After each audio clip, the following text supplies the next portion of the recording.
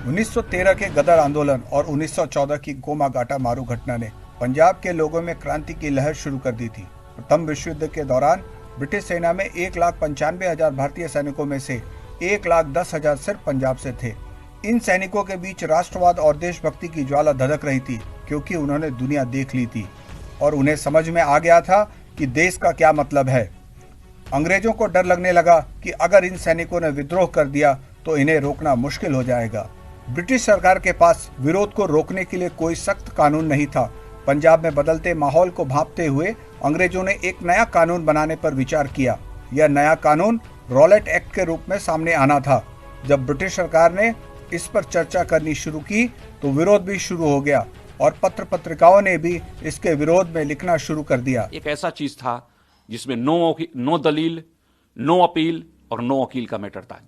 Clear है, इसमें किसी तरह के इसको कोर्ट में नहीं ले जाया जा सकता। पहले क्या था कि किसी भी व्यक्ति को गिरफ्तार किए उसका एक कारण बता दिए। किसी भी व्यक्ति को गिरफ्तार करके पुलिस रखेगी, उसके बाद उसको कोर्ट ले जाएगी, कोर्ट में जाकर के उसको जो भी अपना गवाही देना, अपना वकील रख करके, इसमें कोई सिचुएशन ही नहीं था। आपने बिना किसी कारण बताए किसी भी व्यक्ति को गिरफ्तार करके किसी जगह पर कितनाओं दिन के लिए रख लिए। और इसमें एक और खास बात थी, उसमें यह थी कि जो व्यक्ति इसको लागू किया, जो व्यक्ति सजा देता था, जो व्यक्ति जज बनता था, मतलब सारे चीज एक ही व्यक्ति के हाथ में देकर के इन्होंने छोड़ दिया कि बस आपको इनको कंट्रोल करना चाहे तो आप जैसे करो।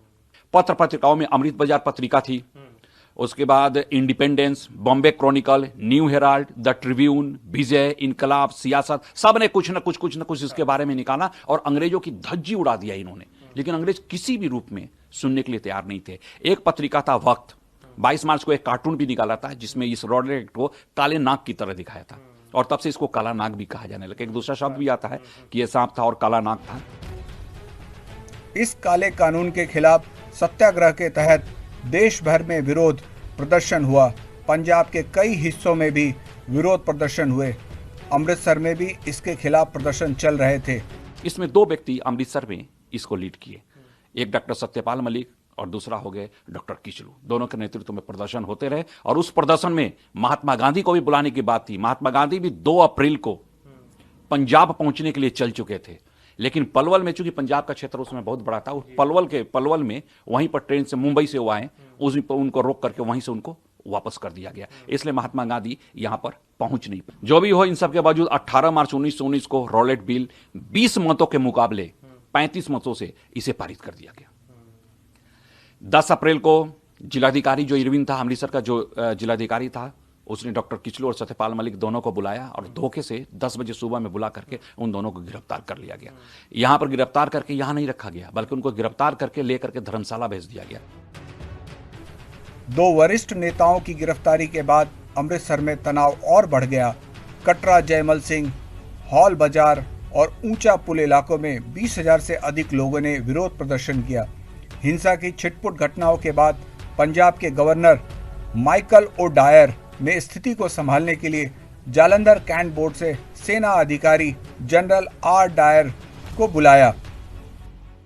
तब उसने क्या किया, आर डायर को जालंधर से बुलाया, क्योंकि उसका थोड़ा सा पब्लिक के प्रति एक अजीब व्यू था। उसे यह लगता था कि पब्लिक ऐसा किसी अंग्रेज के विरुद्ध खड़ा होकर के उसके साथ बदतमीजी कर ही नहीं सकती। इसलिए नहीं करती कि यह देश हमारा है, ये हैं कौन, ये तो कुत्ते और कीड़े मकोड़े हैं, ये कर ही नहीं सकते। और इसको लेकर के गुस्सा था, और गुस्सा में आने वाला जो सबसे प्रोमिनेंट होकर बोलने वाला उत्तर क्षेत्र में कोई व्यक्ति था तो ये जनरल डायर था। जालियांवाला बाग हत्याकांड से एक दिन पहले जनरल आर डायर ने सशस्त्र बलों के साथ अमृतसर में मार्च किया और कर्फ्यू लगा दिया। जब ये घर गए, अपने क्वार्टर पर गए, तो उन्होंने मैप देखा तो पता चला ये तो 10% एरिया ही कवर किए।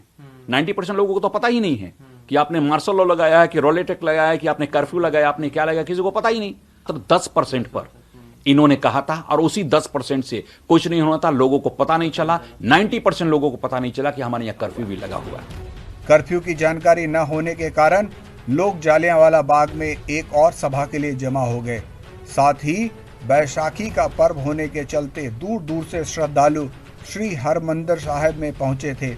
गोविंदगढ़ पशु मेले में आए व्यापारी भी वहां मौजूद थे।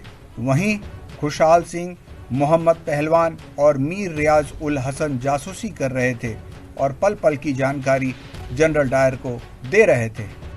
एक और ग्रुप होता था जो उसमें भीड़ होती थी, वो थी और मोहल्ले की औरतों की, बच्चों का और बूढ़े लोगों का। वो सारा माइक वहां चल रहा था, सारी तैयारी हो रही थी, सुबह से तैयारी सारी कुछ चल रही थी। लोगों को बहुत लेना था, लोगों को सिर्फ इतना लेना था कि माइक लग रहे हैं, कुछ ना कुछ बजेगा, हमें देखना है। बाकी मीटिंग की बात अलग थी, लोगों को पता नहीं, 90% लोगों को वहां नहीं पता था कि यहां किसी तरह की मीटिंग होने वाली है, क्रांतिकारियों की मीटिंग होने वाली है या आज सत्याग्रहियों की मीटिंग होने वाली है। उसे लोगों को कोई लेना देना नहीं था, न्यूज ही नहीं पता चलता था। वहां पर मीटिंग जब शुरू हो गई 1 बजे के आसपास लोग वहां इकट्ठा होना शुरू हो गए। उसकी सारी खबर जनरल डायर को पहुंचने लगी। जालियांवाला बाग में शाम 4 बजे से 4:30 बजे के बीच बैठक होनी थी, लेकिन भारी भीड़ को देखते हुए दोपहर 3 बजे ही सभा शुरू हो गई। शाम 5 बजे के आसपास जनरल डायर 25-25 सैनिकों की 4 टुकड़ियों के साथ जालियांवाला बाग पहुंचा। गोरखा रेजिमेंट और अफगान रेजिमेंट के 50 सैनिकों के साथ जनरल डायर बाग में घुसा और तुरंत गोली चलाने का आदेश दे दिया। जैसे दुर्गादास खड़े हुए और वो हटने के लिए तैयार हुए, तभी गोली चलना शुरू हो गई। और वो गोली चलने का जो टाइम था जनरली जो मिलता है वो है 5:50 में गोली चलना शुरू हो गई। इस सिचुएशन में इन्होंने कहीं कुछ नहीं देखा, कोई हवाई फायर नहीं, सीधे जहां सबसे ज्यादा भीड़ थी वहां गोली चलाना शुरू कर। लेकिन जब लोगों के शरीर से खून बहना शुरू हुआ तब भगदड़ मच गई। उसको भी समझने से 1 से 1.5 मिनट लग गए कि हुआ क्या। एक गोली तो चल नहीं सकता था, ऐसा कोई रिकॉर्ड था नहीं। लोग भी जानते थे कि भैया सरकार है, हमारी सरकार है। और कुल मिलाकर के 303 का 3.3 का 1650 गोलियां चला था। एकमात्र उस जलियांवाला बाग में एक कुआं था, 3 पेड़ थे और एक टूटी फूटी समाधि थी। इससे बचना बहुत मुश्किल था। उस कुआं में स्त्रियां और बच्चे जो थे, बूढ़े थे, लगभग कूद गए, उससे भर गया।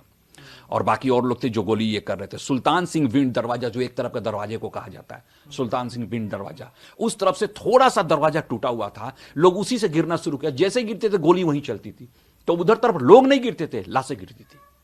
उस तरफ पूरी तरह जाम हो गया। लाश गिरते गिरते गिरते गिरते पूरी तरह से जाम हो गया। वहीं पर एक व्यक्ति जिसका नाम उधम सिंह सभी लोग जानते हैं। ऐसे बच्चे का, ऐसे बालक को भूला नहीं जा सकता है। उधम सिंह और इनके साथ एक और व्यक्ति, एक और बच्चा था। 2 बच्चे इसी उधर भागना शुरू। ये दोनों भी पेड़ के पीछे छिप करके जैसे तैसे अपनी जान इन्होंने बचाया था। ये भी लगभग पूरी तरह से घिर गए थे। गोली कांड के बाद अमृतसर ही नहीं बल्कि पूरे शहर में मरगटा सन्नाटा छा गया। फायरिंग में घायल हुए लोगों को पानी की एक बूंद भी नसीब नहीं हुई। अगर समय पर केवल पानी या चिकित्सा सहायता मिलती तो कई लोगों की जान बचाई जा सकती थी। खालसा कॉलेज के प्रिंसिपल थे G.A. वादन। उन्होंने वो गए वहां पर लाहौर में, जहां डायर बैठता था, जो जनरल ओ डायर, जो लेफ्टिनेंट गवर्नर, हाँ वो बैठता था। उसको उन्होंने सूचना दिया कि 5000 लोगों की भीड़ थी, हमें मतलब पुलिस को गोली चलानी पड़ी और गोली चलाने में 200 लोग मारे गए। ये पहला रिकॉर्ड आता है कि 200 लोग मारे गए।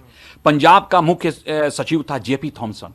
वो लिखता है कि 291 लोग मारे गए थे। उसमें भी वो डाटा देता है कि 211 अमृतसर शहर के थे।